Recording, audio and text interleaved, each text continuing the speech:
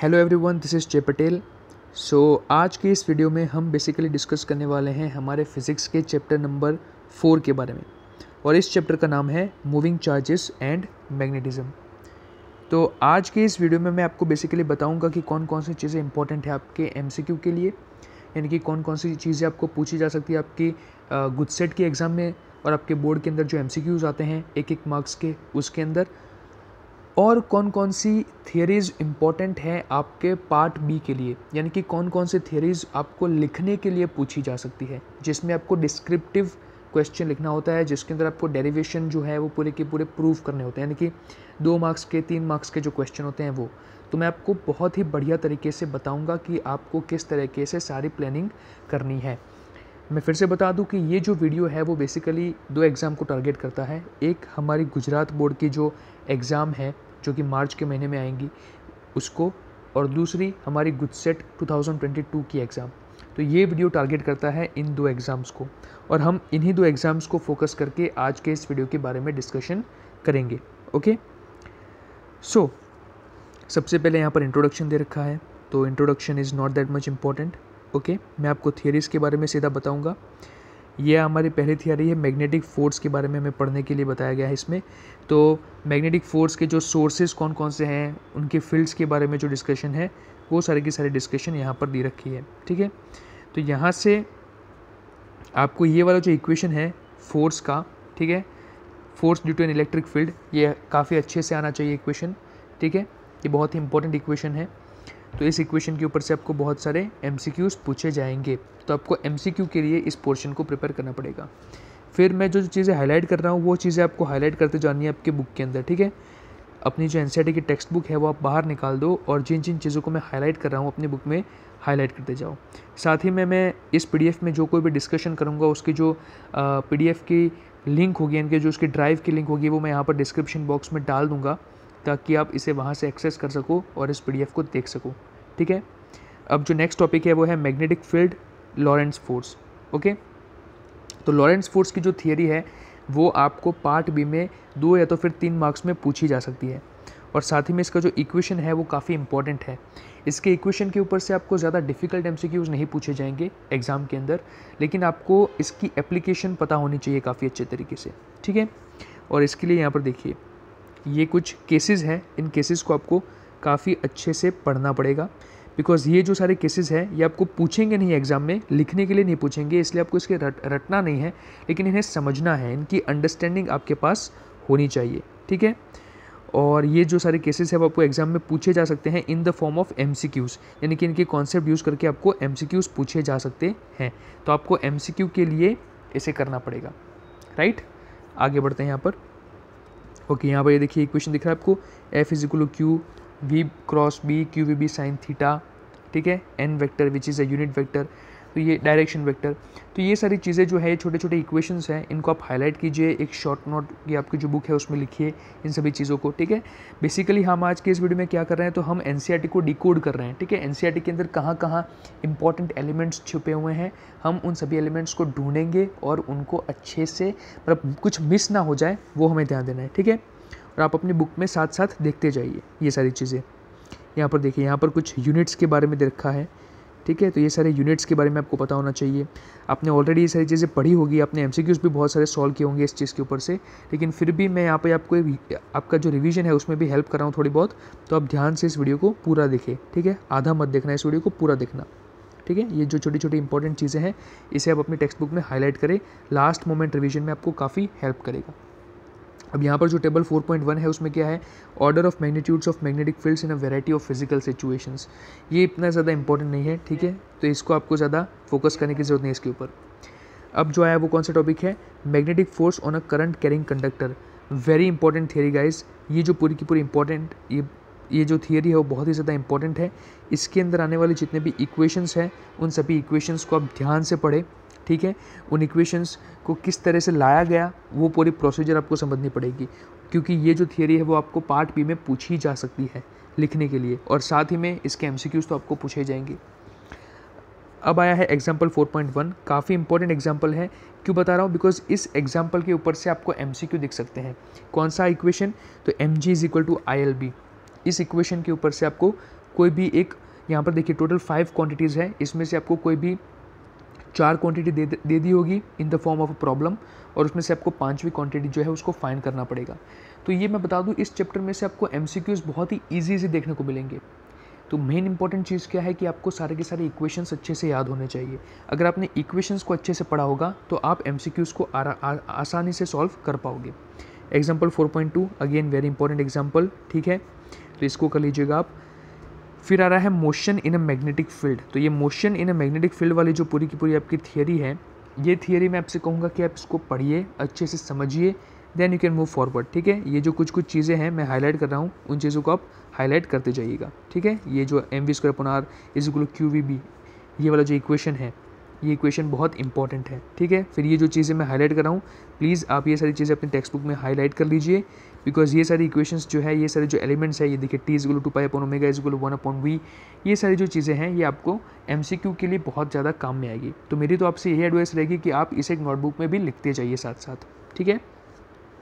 Example 4.3 देखिए, काफ़ी अच्छा एग्जाम्पल है। यहाँ पर मैंने जो इक्वेशंस आपको 2-4 ऊपर हाईलाइट करवाए, उन्हीं इक्वेशंस की एप्लीकेशन यहाँ पर दे रखी है।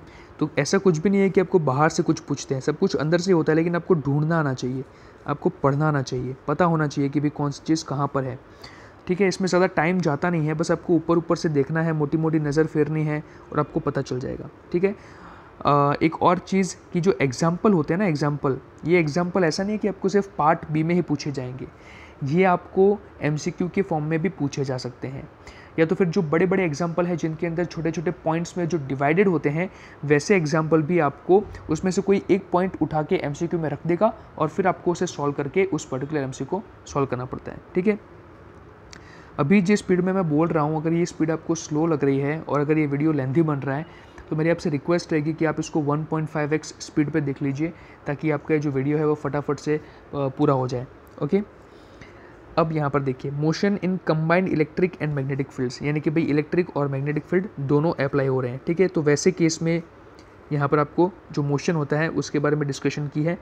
ये सारी चीज़ें जो हैं यहाँ पर मैं बता दूँ, ये इक्वेशंस जो है, यहाँ पर इक्वेशंस पे ज़्यादा फोकस करना है आपको, बिकॉज 4th चैप्टर में से आपको प्रॉब्लम्स पूछे जाने की प्रोबेबिलिटी ज़्यादा है एज़ कम्पेयर टू थियरीज, ठीक है। तो प्रॉब्लम्स पे आप ज़्यादा फोकस करना। आप मेरी आपसे रिक्वेस्ट रहेगी कि आप क्या बोलते हैं, फॉर्मूला पे फोकस ज़्यादा रखना, आप एग्जाम्पल्स पे फोकस ज़्यादा रखना। और इंटरेस्टिंग बात यह है कि 4th चैप्टर के जो एग्जाम्पल्स हैं ना आपके टेक्स्ट बुक के अंदर, इल्यूस्ट्रेशंस जो हैं वो काफ़ी ईजी है, उतने ज़्यादा हार्ड है नहीं। तो ये चैप्टर में मेरा पर्सनली फेवरेट चैप्टर था ये, और बहुत ईजी चैप्टर है ये, तो इसमें आपको काफ़ी मज़ा आएगा, ठीक है। हाँ, यहाँ पर देखिए थोड़ा सा डिस्क्रिप्टिव टाइप ऑफ कॉन्सेप्ट आ गया। ये जो एक, उससे पहले देखिए ये जो पैराग्राफ है पूरा का पूरा काफ़ी इंपॉर्टेंट पैराग्राफ है, तो इसको आप अच्छे से पढ़ लेना, ठीक है।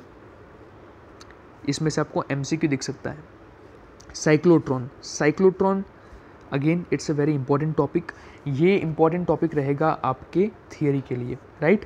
साइक्लोट्रॉन वाला जो टॉपिक है ये इंपॉर्टेंट रहेगा आपकी थियरी के लिए, और उसके अंदर से आपको ये छोटे छोटे इक्वेशंस जो दिख रहे हैं, ये इक्वेशंस आपको पूछे जा सकते हैं MCQ में, राइट।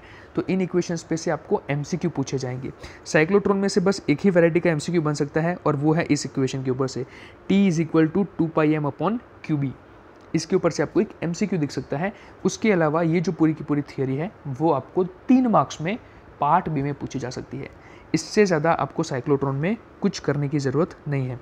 और ये देखिए, ये एक इक्वेशन, ये इक्वेशन से ज़्यादा वो T = 2πm/QB वाला जो मैंने आपको इक्वेशन बताया वो काफ़ी ज़्यादा यूज़ होता है, लेकिन इंपॉर्टेंट यही है कि आप ये इक्वेशंस भी कर लें तो काफ़ी अच्छा रहेगा, राइट। अब देखिए example 4.4। Example 4.4 is a very important example. यहाँ पर देखिए साइक्लोट्रॉन की ही जो एप्लीकेशन है वो दे रखी है, ठीक है। यानी कि साइक्लोट्रॉन का ही एक केस दे रखा है, और उसमें मैंने आपको जो इक्वेशन कहा था वो यूज़ हो रहा है। साथ ही में एनर्जी वाला इक्वेशन भी यूज़ हो रहा है, काइनेटिक एनर्जी की इक्वेशन यूज़ हो रहा है, E = 1/2 mv²। तो ये जो सारी चीज़ें हैं वो आपको एग्जाम्पल में प्रैक्टिस करने को मिल जाती है। इसीलिए कहा जाता है कि कभी भी एग्जाम्पल को स्किप मत करो, बिकॉज ये आपके किसी भी कॉन्सेप्ट को शार्प करने में हेल्प करता है, राइट। अब जो है वो क्या है, magnetic field due to a current element, यानी कि बायोट-सावर्ट लॉ, काफ़ी इंपॉर्टेंट है। ये आपको कहूँगा कि आपको थियरी में पूछा जा सकता है। 3 मार्क्स में इसके दिखने के चांसेस है। और साथ ही में जो इसका इक्वेशन है, ठीक है, बायो सावर्ट लॉ का जो इक्वेशन है, इसके जो इक्वेशंस है वो आपको पूछे जा सकते हैं MCQ के अंदर। तो Biot Savart law is again very important, ठीक है। यहाँ पर ये आपको पता होना चाहिए म्यू नॉट को क्या बोलते हैं, it is permeability of free space, right. Mu naught is called the permeability of free space और वैक्यूम। अब यहाँ पर देखिए ये कुछ पॉइंट्स हैं इंपॉर्टेंट, ऐसी चीज़ों को कभी मिस मत किया करो, ठीक है, क्योंकि ये जो पॉइंट्स होते हैं ना छोटे छोटे, ये पॉइंट्स आपको कई बार क्या होता है, ये पॉइंट्स पार्ट बी में लिखने के लिए भी पूछे जाते हैं।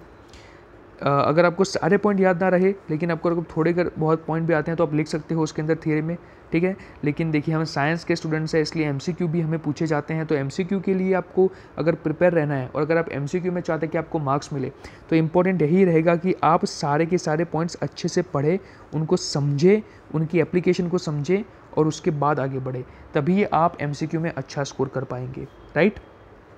तो ये देखिए okay, epsilon naught mu naught is equal to 1/c², ये पूरी की पूरी रिलेशनशिप काफ़ी इंटरेस्टिंग है। यहाँ पर देखिए मैं जो जो चीज़ें हाईलाइट कर रहा हूँ, प्लीज़ आप अपने टेक्स्ट बुक में ये सारी चीज़ें जो है वो छोटी छोटी चीज़ें हाईलाइट करते जाएं, बिकॉज ये सारी चीज़ें जो है वो इम्पॉर्टेंट है, राइट। आपको MCQ में पूछी जाती है ये हाईलाइट की हुई जो चीज़ें हैं ना छोटी छोटी, वो। एग्जाम्पल 4.5 इंपॉर्टेंट है, इससे ज़्यादा कुछ नहीं कहूँगा, कर ही लेना, छोड़ना मत, राइट। अब जो थियरी आ रही है वो है magnetic field on the axis of a circular current loop. भैया ये थियरी आपको पार्ट बी में पूछी जा सकती है, ठीक है। देखिए आप सोच रहे हो कि मैं बहुत सारी चीज़ें IMP कह रहा हूँ, ये तो मतलब पूरी बुक ही हो गई, लेकिन मेरा कहने का तात्पर्य आपसे ये है कि अगर आप चाहते हैं कि आप सही मायने में काफ़ी अच्छा स्कोर करें, तो आपको मेहनत करनी पड़ेगी। आपके पास अभी भी मान लीजिए दो महीने जैसा टाइम आपके पास पड़ा है, राइट। आपके पास 2 महीने अभी है एग्ज़ाम के लिए, तो आप इस 2 महीने के टाइम में अगर आप प्रोडक्टिवली पढ़ें, ठीक है, अगर आप उस टाइम को सही तरीके से यूज़ करें ना, तो आप काफ़ी अच्छे से प्रिपरेशन कर जाओगे। इसलिए मेरा तो ये फ़र्ज़ बनता है कि मैं आपको हर एक चीज़ अच्छे से कहूँ, ताकि आपको बाद में ऐसा ना हो कि मैंने ये चीज़ आपको नहीं बताई थी और वो चीज़ पूछी गई एग्ज़ाम में, राइट। इसलिए मैं तो अपनी तरफ से पूरी आपको अंडरस्टैंडिंग दूंगा। मेरा काम ये है कि मैं आपको समझाऊँ कि भैया किस चीज़ को किस तरीके से पढ़ा जाए, ठीक है। अगर कोई पर्टिकुलर थियरी MCQ के लिए ज़्यादा इंपॉर्टेंट है, तो मैं आपसे कहूँगा कि भैया इस थियरी में ये जो चीज़ें हैं यहाँ से आपको MCQ के लिए पूछा जाता है। और अगर कुछ ऐसा होगा जो थियरी के लिए इंपॉर्टेंट होगा, तो मैं आपसे कहूँगा कि भैया ये चीज़ आपको इतने मार्क्स में पूछी जा सकती है थियरी के लिए। समझ रहे हो ना आप मेरी बात? तो आपको उस तरीके से प्रिपरेशन करना है। अब देखिए ये जैसे कि ये थियरी है, ठीक है, कि भाई magnetic field on the axis of a circular current loop. अब ये थियरी आपको पार्ट बी में 3 मार्क्स में पूछी जा सकती है, ठीक है।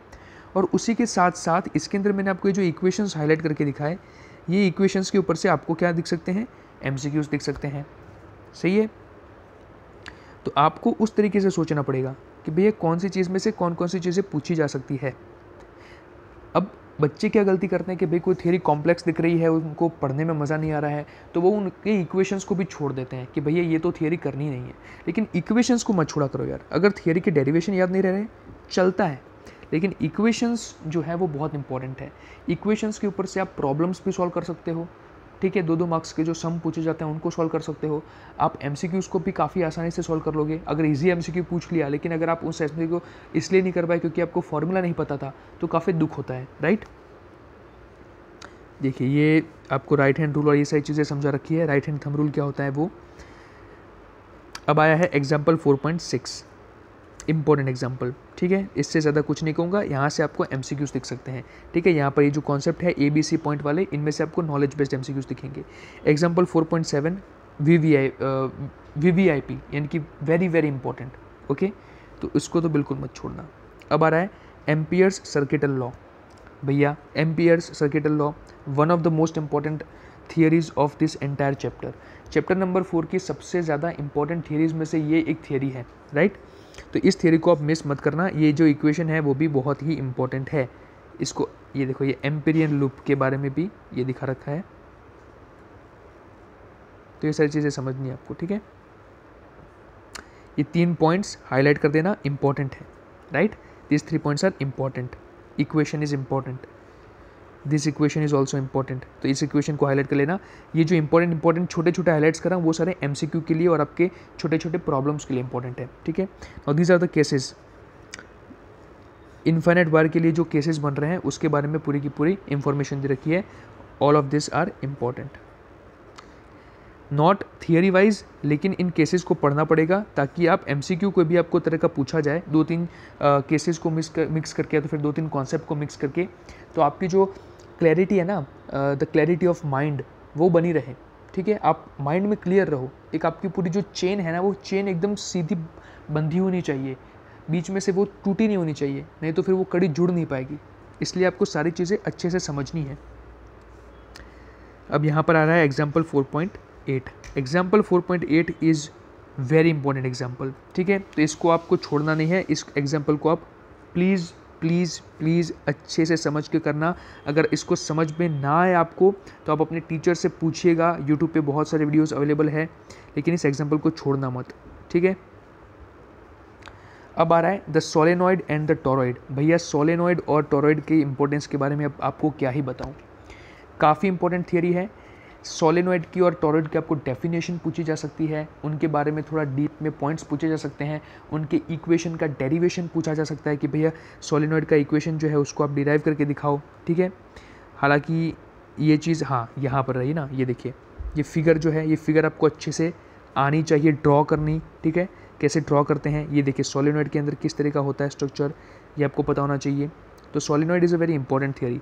और एक सिंपल सी बात है, अगर आपको सोलेनॉइड आता होगा तो आपके लिए टोरॉइड ईजी है, बिकॉज टोरॉइड क्या है पता है, सोलेनॉइड ही है, लेकिन उसको एक सर्कल के फॉर्म में हमने सिर्फ कंस्ट्रक्ट कर दिया है। तो अगर आपको सोलेनॉइड वाली थियरी अच्छे से आती होगी तो आपको टोरॉइड तो आएगा ही आएगा। और ये आपको 3 मार्क्स में पूछी जा सकती है, या तो टोरॉइड आपको 3 मार्क्स में पूछ सकते हैं, या तो फिर आपको सोलेनॉइड जो है वो 3 मार्क्स में पूछ सकते हैं। उसके अलावा मैंने आपको जो इक्वेशन कहा B = μ0 ni, ये वाला जो इक्वेशन है वो आपको पूछा जा सकता है MCQ के फॉर्म में, यानी कि सोलेनॉइड का कोई केस दे देगा और आपको MCQ के फॉर्म में ये चीज़ पूछेगा।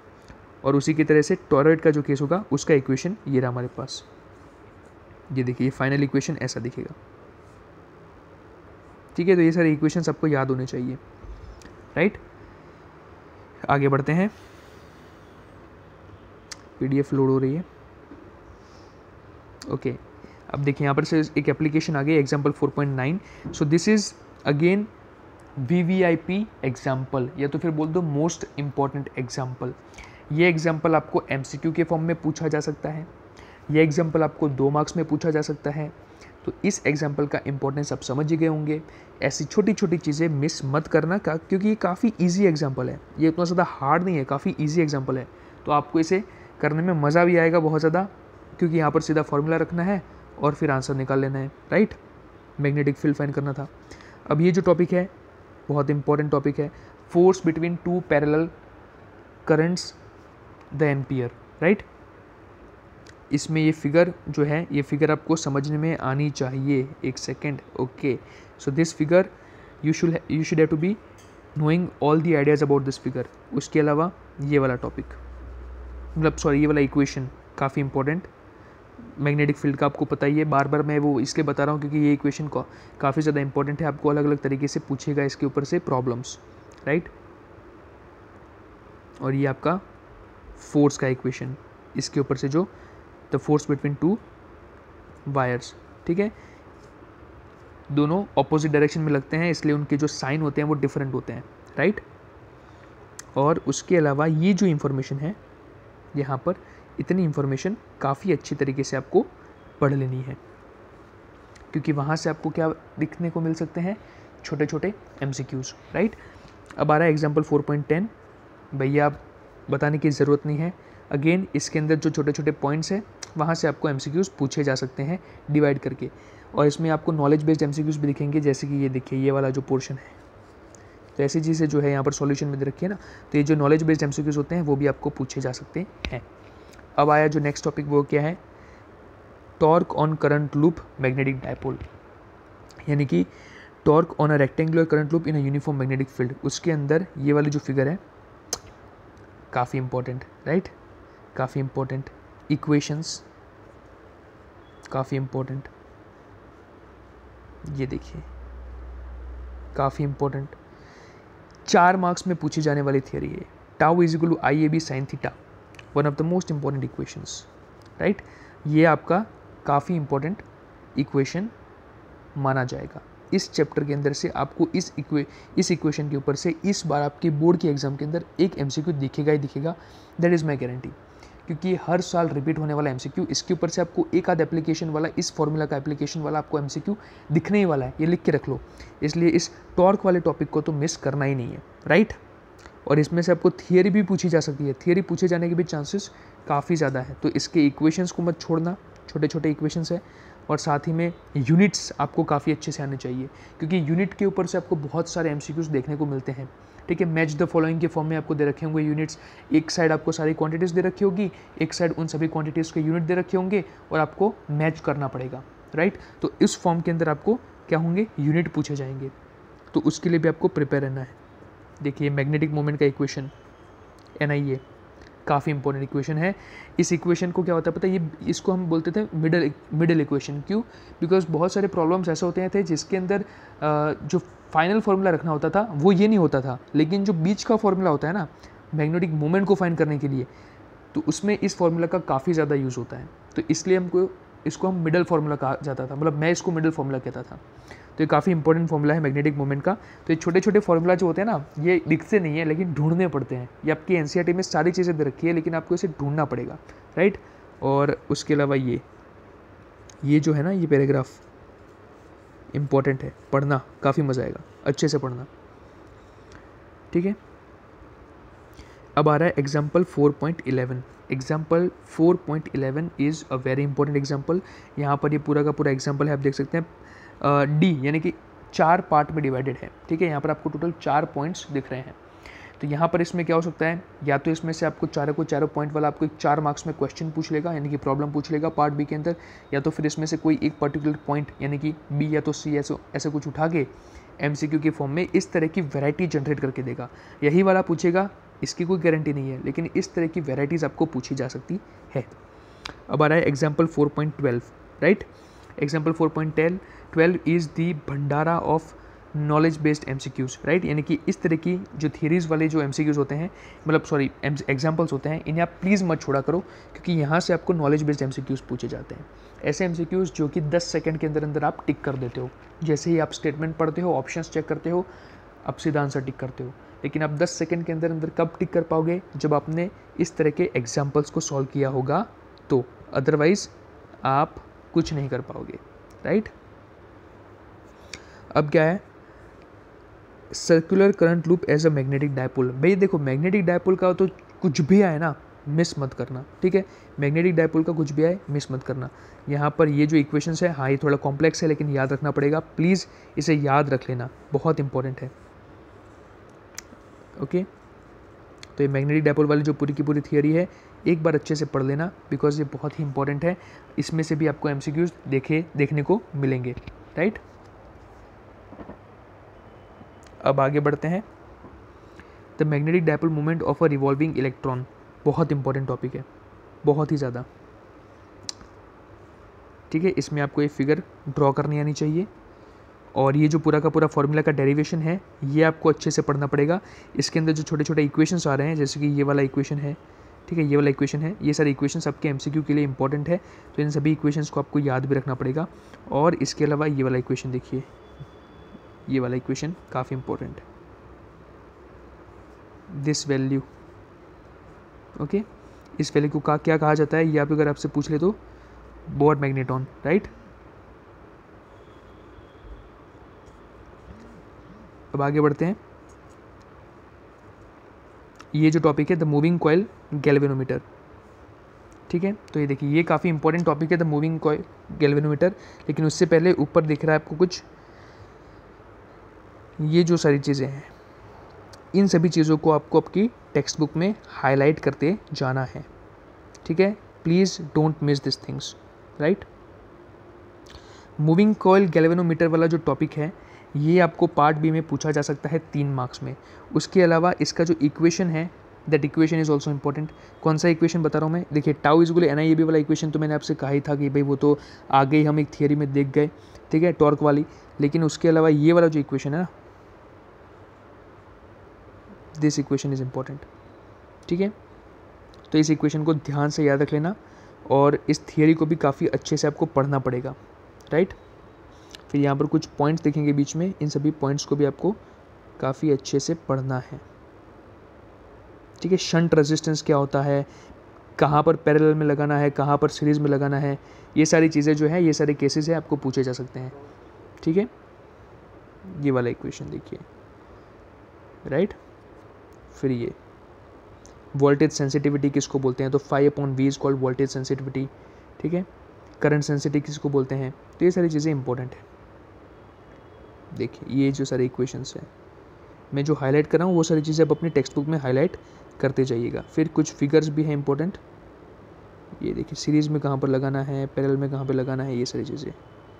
सो this are some important things, इनको आप अच्छे से देखिएगा, ठीक है। मैं देख रहा हूँ अगर आप कुछ मिस ना कर जाऊँ मैं, बस इसलिए मैं एक बार देख लेता हूँ। ओके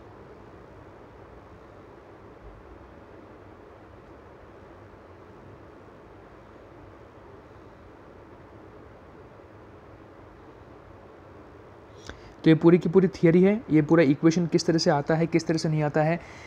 अगर आप इस चीज़ को एनसीईआरटी में से अच्छे से ना समझ पाओ तो मैं आपको सजेस्ट करूँगा कि गुजरात बोर्ड की जो हमारी ओल्ड टेक्स्ट बुक थी, उस ओल्ड टेक्स्ट बुक के अंदर भी ये सारी चीज़ें काफ़ी अच्छे से एक्सप्लेन की गई है। ये जो सारी थियरीज़ है ना गैल्वेनोमीटर की और ये सारी, तो ये बहुत ही अच्छे से एक्सप्लेन की है, पॉइंट वाइज एक्सप्लेन की है। तो आप वहाँ से भी इसे प्रीफर कर सकते हो ताकि आप इसको अच्छे से प्रिपेयर कर पाओ, इसको अच्छे से समझ पाओ, राइट। क्योंकि वहाँ पर बहुत ही ईजी लैंग्वेज में ये सारी चीज़ें लिखी गई है। Example 4.13 again very important example. यहाँ पर आपका जो गैल्वेनोमीटर का पूरा कॉन्सेप्ट है वो क्लियर हो जाएगा। क्या हो जाएगा, गैल्वेनोमीटर का आपका पूरा कॉन्सेप्ट जो है वो क्लियर हो जाएगा इस पर्टिकुलर एग्जाम्पल में, जो कि है एग्जाम्पल 4.13। उसके साथ साथ मैंने कहा जैसे कि वोल्टेज सेंसिटिविटी का इक्वेशन आपको पता होना चाहिए, करंट सेंसिटिविटी का इक्वेशन आपको पता होना चाहिए, उनका जो डेरिवेशन है वो आपको काफ़ी अच्छे से पता होना चाहिए दोनों का, ठीक है। और इसी के साथ साथ इस चैप्टर के जितने भी एग्जाम्पल्स हैं उन सभी एग्जाम्पल्स को आप अच्छे से सॉल्व कर लीजिएगा, क्योंकि एग्जाम्पल सिर्फ आपके पार्ट बी में पूछे जाने के लिए नहीं है, उसके अलावा वो आपको एमसीक्यू में भी बहुत ज़्यादा हेल्प करते हैं, क्योंकि कहीं ना कहीं एग्जाम्पल आपके कॉन्सेप्ट को क्या करते हैं, क्लियर करते हैं, राइट। और समरी जो है वो आपका क्विक रिवीजन के लिए है, तो आप समरी चाहो तो पढ़ सकते हो जब आपका चैप्टर अच्छे से हो जाए उसके बाद, राइट। और एक और चीज़ आपको दिखा दूँ, ये रही यहाँ पर जो लास्ट में जो एक लास्ट कैटेगरी ऑफ एमसीक्यूज़ जो आपको पूछे जाते हैं ना एग्जाम में, वो होता है डायमेंशनल फार्मूला के। आपको डायमेंशनल फार्मूला क्या होते हैं, डायमेंशनल फार्मूला, तो ये देखिए ये सारे डायमेंशनल फार्मूला होते हैं बहुत सारे फिजिकल क्वांटिटीज़ के। तो डायमेंशनल फार्मूला बहुत ही ज़्यादा इंपॉर्टेंट है। तो यहाँ पर ये जो लास्ट में हर एक चैप्टर के ये जो टेबल दिया गया होता है ना, प्लीज़ इस टेबल को मिस मत करना। इस टेबल को काफ़ी अच्छे से आपको पढ़ना है। ये जितनी भी चीज़ें यहाँ पर दे रखी है वो चीज़ें काफ़ी अच्छे से समझनी है, इसको याद रखनी है, क्योंकि ये जो है वो बहुत बार एमसीक्यू में पूछा जाता है, हर बार पूछा गया है एग्ज़ाम में, हर बार पूछा गया है। तो प्लीज़ इस चीज़ को मिस मत करना, ठीक है। और इसी के साथ हमारा जो 4th चैप्टर है इसका रिवीजन जो है वो ख़त्म होता है। मैंने आपसे बता दिया कि कौन कौन सी चीज़ें इंपॉर्टेंट है, कौन कौन सी चीज़ें आपको एमसीक्यू के लिए करनी है, कौन कौन सी चीज़ें आपको जो है पार्ट बी के लिए यानी कि आपको थियरी में पूछी जा सकती है। इसमें आपको कुछ इंपॉर्टेंट लॉ है जैसे कि बायो-सावर्ट लॉ है, एम्पियर्स लॉ है, ठीक है, टॉर्क का जो इक्वेशन था, ये कुछ थियरीज़ है वो काफ़ी ज़्यादा इंपॉर्टेंट है। उसके अलावा बहुत सारे एमसीक्यूज़ है इस चैप्टर के अंदर, बहुत सारे इक्वेशंस है इस चैप्टर के अंदर जो कि काफ़ी ज़्यादा इंपॉर्टेंट है। तो आपको कुछ भी मिस नहीं करना है अगर आप चाहते हैं कि आपका काफ़ी अच्छा स्कोर आए आपके गुजसेट के एग्ज़ाम के अंदर और साथ ही आपकी जो क्लास 12th की बोर्ड की एग्ज़ाम है उसके अंदर, ठीक है। और जब ये सारी चीज़ें आप कर लो उसके बाद लास्ट में आप एक्सरसाइज भी सॉल्व कीजिएगा। मेरे ख्याल से आपने एक्सरसाइज एक बार तो सॉल्व की ही होगी हर एक चैप्टर की, लेकिन फिर भी एमसीक्यू जो है वो एक्सरसाइज के अंदर से भी आपको अलग अलग वैरायटी के पूछे जा सकते हैं, ठीक है। मैं एमसीक्यू के लिए आपको इसलिए ज़्यादा फोकस करवाता हूँ बिकॉज एमसीक्यू एक ऐसी चीज़ है जो कि कहीं से भी पूछे जा सकते हैं, राइट। उनकी जो वैल्यूज़ है वो चेंज की जा सकती है, आपको जो भी अंदर डेटा दिया जाता है वो चेंज किया जा सकता है, लेकिन एक चीज़ पक्की है कि वैरायटी ऑफ एमसीक्यूज़ चेंज नहीं होंगे, वो आपके एनसीईआरटी के हिसाब से चलेंगे। पार्ट बी तो इतना ईजी होगा कि उसमें तो आपको बिल्कुल प्रॉब्लम नहीं पड़ेगी, क्योंकि वो तो क्या करेंगे पता है, जैसे कि ये एक एग्जांपल देते हैं, देखिए यहाँ पर in a chamber a uniform magnetic field of 6.5 gauss वाला ये जो पूरा एग्जांपल है, ये उठा के कॉपी पेस्ट करके सीधा का सीधा रख देंगे, वैल्यूज़ भी चेंज नहीं करेंगे। कुछ ऐसे 5-6 मार्क्स का ही होगा जहाँ पर आपको थोड़ा सा अपना माइंड यूज़ करना पड़ेगा। समझ रहे हो ना आप बात? इसलिए MCQ पे ज़्यादा फोकस करो। पार्ट बी में तो अगर आपने NCERT अच्छे से पढ़ी होगी और उसके एग्जाम्पल और उसके इलस्ट्रेशन अच्छे से सॉल्व किए होंगे ना एक्सरसाइज के, तो आप आराम से 45 या तो 40 अप ले आओगे। ठीक है, तो बस यही मेरा एक फाइनल मैसेज था आपसे। आशा करता हूँ कि आपको ये वीडियो अच्छा लगा होगा and thank you very much for watching this. Hope you guys liked it. और हाँ, एक और चीज़, अगर आपका कोई फ्रेंड है जो कि क्लास 12th में पढ़ रहा है तो आप प्लीज़ इस वीडियो को उनके साथ भी शेयर कीजिए। Bye bye.